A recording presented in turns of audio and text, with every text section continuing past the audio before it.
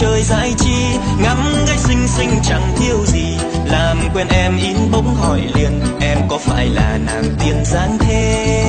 Em có tô son phấn sao mặt em mịn màng, bờ môi em khiêu gợi anh sexy xinh đẹp. Sexy girl.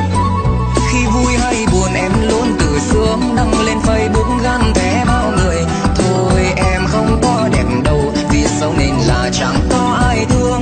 Ôi bao người tan thế mà, ôi bao người tan thế mà. Facebook là nơi lăng xê nổi tiếng, những hot girl xinh đẹp khắp miền đều chơi Face có sắm thật nhiều. Em sẽ nổi khi để TV chiếu, yêu biết bao cô gái đến ngày khoe anh hàng.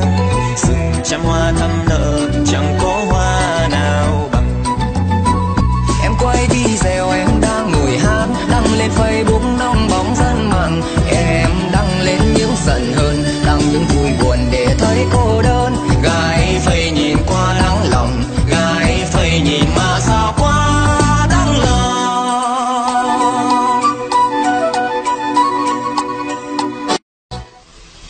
Camera thường như